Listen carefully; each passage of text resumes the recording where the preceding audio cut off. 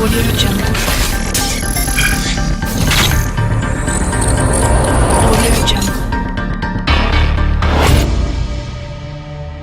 Audio Jungle.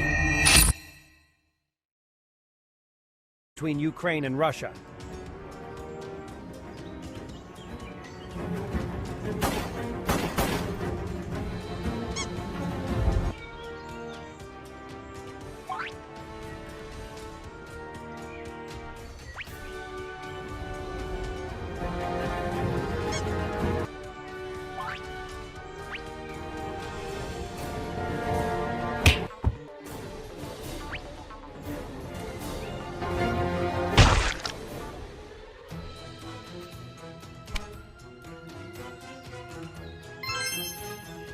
Ucrania anunció la detención de una mujer que supuestamente habría participado en un complot para asesinar a Zelensky durante un viaje a finales de julio a Mykolaiv.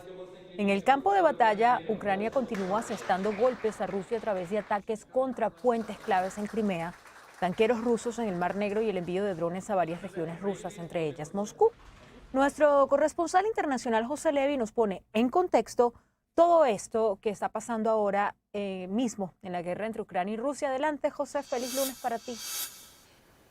Hola Alejandra, buen día, buena semana. Aquí los servicios de inteligencia ucranianos han revelado que detuvieron a una mujer que a finales de julio estaba intentando tener información clave sobre los movimientos del presidente Volodymyr Zelensky, dónde iba a llegar, a qué hora, para de esta manera poder preparar un ataque aéreo de las fuerzas rusas contra esa zona en la región de Mykolaiv, que se encuentra en esta parte sur de Ucrania, cerca de Jersón.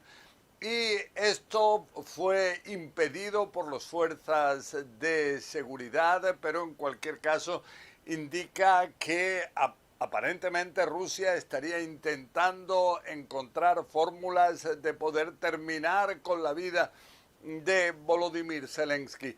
Todo esto cuando el propio Zelensky aseguró que es necesario él, según sus palabras, devolver la guerra a Rusia. Y lo que estamos viendo es en los últimos días, sobre todo el uso de naves, drones marinos que están teniendo cada vez un papel más importante en la guerra, muy especialmente en la guerra naval, en la guerra en el Mar Negro. Vemos, por ejemplo, el pasado viernes, uno de estos drones marinos habría logrado trasladarse cientos de kilómetros sin ser detectado, porque son especialmente pequeños, rápidos, van a 80 kilómetros por hora, y llegar al puerto de Novorossiysk, que es el principal puerto ruso, y ahí golpear, impactar a un buque anfibio del ejército ruso. Vemos también que otro de estos drones marinos habría llegado el mismo día a la zona del estrecho de Kerch y ahí habría impactado a un petrolero químico ruso. Vemos también de forma paralela que están los ataques con misiles contra puentes que hay entre la península ocupada de Crimea y la región ocupada de Jersón, y todo esto de alguna forma reafirma esas palabras de Zelensky de devolver la guerra a Rusia.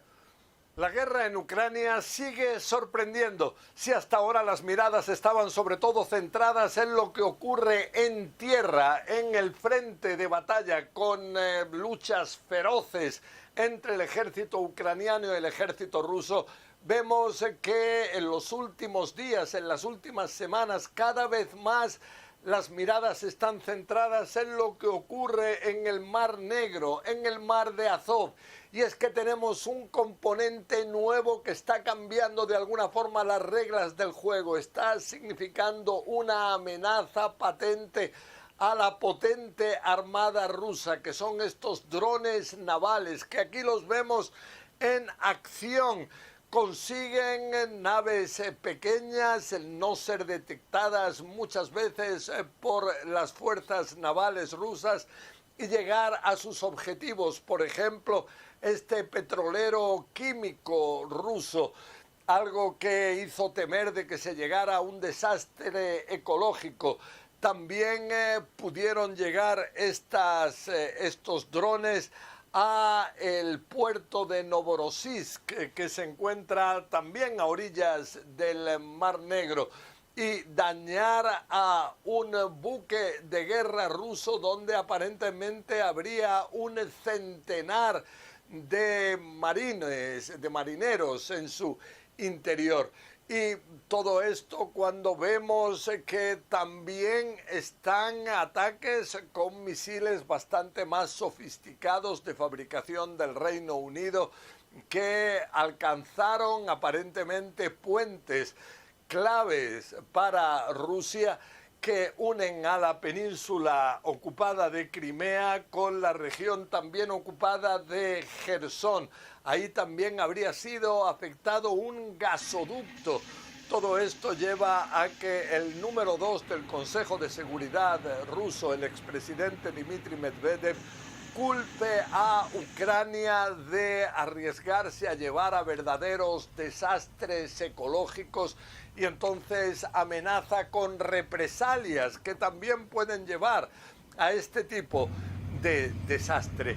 Y vemos, eso sí, otro aspecto fundamental que es los ataques de Rusia para intentar impedir las exportaciones de grano de Ucrania al resto del mundo, algo que en muchos países pasa a ser algo vital para millones de personas, pero Rusia se retiró del acuerdo sobre este tema con Ucrania que existía hasta el mes pasado, en julio, y ahora ataca lo que son las reservas de grano de Ucrania a orillas del río Danubio, que es el que está permitiendo a Ucrania el poder exportar al menos una parte de este grano, haciendo el camino por la frontera con Rumanía y posteriormente desde el puerto rumano de Constanza llegar al mundo. Algo que es significativo, pero que ahora también Rusia intenta impedir. José Levi, CNN, Jerusalén. Workers in Kyiv installed Ukraine's national trident on an iconic monument depicting the motherland on Sunday. The 62-meter tall steel statue of a female warrior was built in 1981 during the Soviet era. The figure holds a shield which once had the former bloc's coat of arms on it, but that has now been replaced. Він читабельний з усіх боків. People can recognize that it's a trident from all sides. It's not too small and not too big, not too thick and not too slim. It's the golden middle. However, the trident is not average. It leaves a lasting impression. It's our national symbol, the symbol of our victory. While Kyiv's move to replace the symbol is an attempt to shed memories of the former Soviet Union, which Ukraine has stepped up since Russia's invasion. When you're talking about the offensive operations of Ukrainian forces in the southeast, they are attempting to liberate the two provinces of Kherson and Zaporizhia. As you look at the map that you have posted on the screen right now, a lot of the supplies are coming into those two provinces where the red area is from Crimea. Others are coming from a small town across the border in Russia called Rostov-on-Don, along a major supply route, or what the military would call a line of communication. When you interrupt that passage of supplies, whether it be ammunition, food, resupply, personnel, equipment, arms, all of those things will hinder the defensive operations of Russia. And that's what I believe the Ukrainian main effort is not only to continue their offensive operation in a smaller way than anticipated and perhaps a little bit slower, but they're doing it by literally taking away the capability of Ukraine to Russia to reinforce and resupply their forces on the front lines. This is all critical. Si no puedes aportar económicamente al canal, suscríbete, comenta y comparte. Esto ayudará mucho a seguir informando.